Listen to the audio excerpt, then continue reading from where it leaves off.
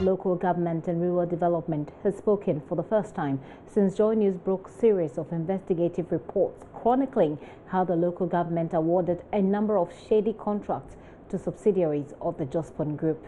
9 months of painstaking investigations nationwide reveal the various district assemblies have been shortchanged by bloated contracts for the supply of waste bins, fumigation exercise and decongestion of landfill site for the various assemblies. Now, this has prompted a CID probe, but Deputy Local Government Minister Osei Bonsu Amwa has been speaking to Joy News' Komla Adom for the first time on the matter, in which he confirms that the ministry has received a draft report from the Public Procurement Authority on some of these questionable contracts, which it is studying and will take appropriate action. We have a Financial Management Act, we have the Procurement Act, and you have the policy on PPP. Most often you hear the assemblies talking about some of these things, but you could see that they have not really studied these documents into detail. So in order to help them, we want to break it down, just remind them that these are the guidelines that you should follow when it comes to procurement, or when it comes to PPP, or when it comes to the other aspects like the Public Financial Management Act. So those are the critical things that we're doing. And of course, we want to bring the new model standing orders, because the present one is a bit old and outdated, especially regarding the passing of the new act, the Local Governance Act in 2016. That's December 2016. That's the Act 936. So there are a lot of things we need to do with the coming into force of the act. Okay, now this brings me to the question of some reports of impropriety or some mismanagement in terms of the assemblies, especially concerning reports by my colleague Manasseh. I'm sure these have come to your attention. How do these reports of over-bloated contracts, for example, strike you? Well, I can't talk much about it, simply because the police has come to the ministry. The police is investigating this matter, and we even have a draft report of audit by Public Procurement Authority, and it will be a bit premature to start making these comments when we've not concluded on some of these things. Okay, we heard, for example, that when the CID asked for certain documents, they didn't find that. Is that correct? No, not at all. As far as I'm concerned, they haven't asked for a document that cannot be produced.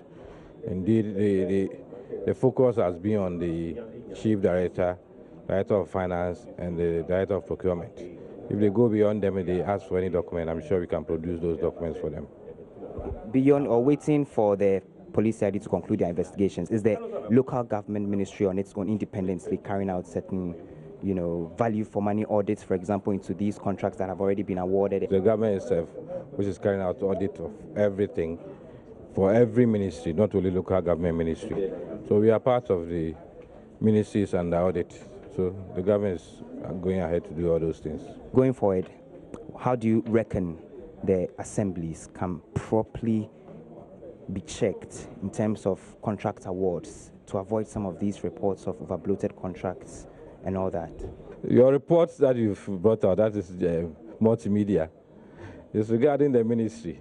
The most important thing is that every entity, every institution is required to be guided by the laws of the country, from the Constitution to various acts. In our case, you're talking about Local Governance Act, talking about the Procurement Act, Public Financial Management Act. That's why every year the Auditor General audits these assemblies and submits this audit report, which is then submitted to Parliament, and then the Public Accounts Committee sits on the findings of the Auditor General.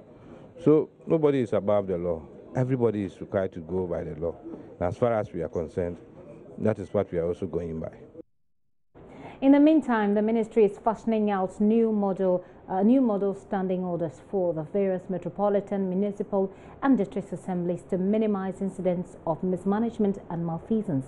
According to the ministry, the existing ones are outdated and must be updated.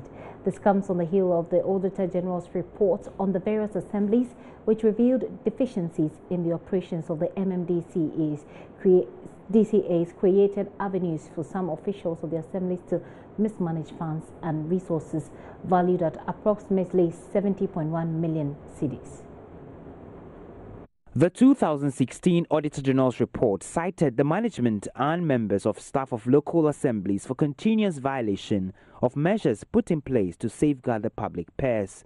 In what has become a ritual of malfeasance annually detected by the Auditor General with little to show in the form of punitive actions against offenders, the report laid the blame at the doorstep of a Ministry of Local Government and management of various assemblies. It is against this backdrop that the ministry is, among others, fashioning out module standing orders to give meaning to the newly introduced Local Government Act 2016. Speaking at an event to launch the second edition of A Guide to District Assemblies in Ghana, co-published by the Institute of Local Government Studies and the Frederick Ebert Foundation, Deputy Local Government Minister Obi Amwa noted these new model standing orders are imperative in ensuring efficient and prudent management of resources. The ministry on its part is preparing new model standing orders for the assemblies,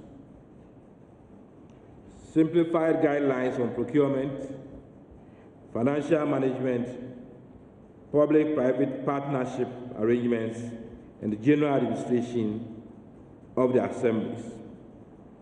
The guide to the district assemblies is certainly a very useful and credible addition to the literature on the local governance system.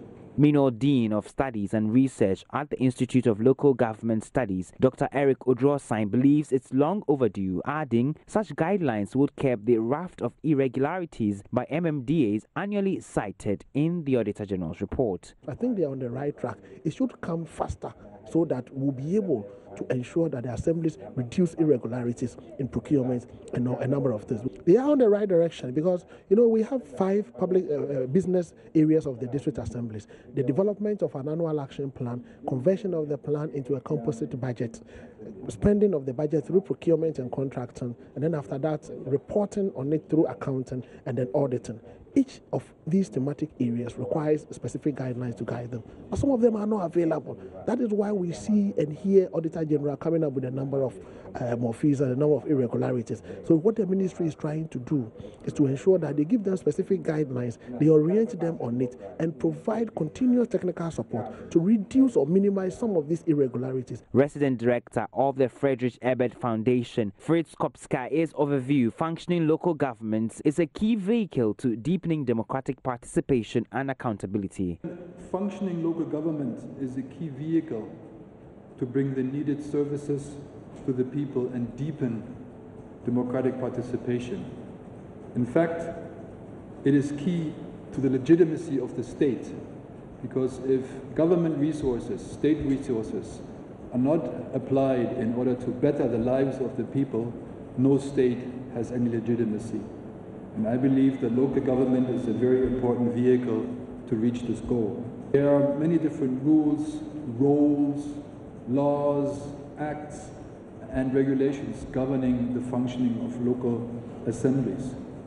And in my mind, it is especially the elected assembly members that must take their oversight function of the assemblies very, very seriously to promote financial and social accountability. The second edition of the Guide to District Assemblies in Ghana is aimed at empowering functionaries at the various MMDAs, government officials, and ordinary Ghanaians in their dealings with the local assemblies.